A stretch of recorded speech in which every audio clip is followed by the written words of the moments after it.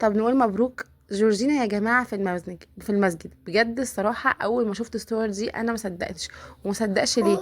وانا ما صدقتش، انا برضو يعني اول مره تلبس طرحه.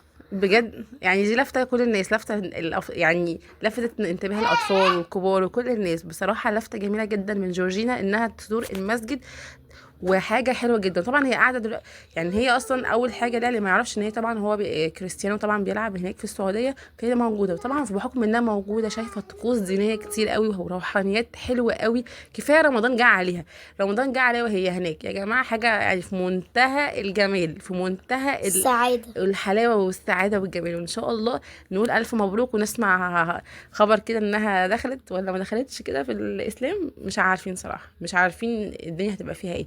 بس بنقول الف الف مبروك، يعني حاجه حلوه. 1050 مبروك. يعني هي لفته حلوه قوي انها تخش المسجد، يعني حلوه وكمان بس 2000 مبروك.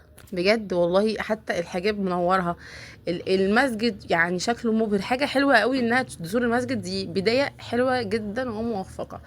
يعني مش عارفه الصراحه، انا مش عارفه انتوا ايه رايكم في الموضوع ده. وحتى قبل كده كانت منزله بردك يا رب يبعد عننا الشر، وحطاه كده شبه الايه، يعني كاتباه على ايديها. مش عايزه اقول كانت تاتو حاطه الكلام ده. كانت حاطه صورة مع كريستيانو بس بطرحه.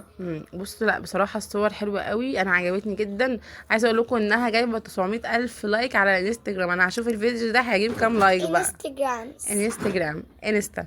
هشوف بقى الفيديو هنا هجيب كام لايك. يا جماعه انا بعمل فيديوهات كتير قوي قوي قوي. يلا خشوا بقى شوفوا الفيديوهات اللي عايزين قبلها. نكسب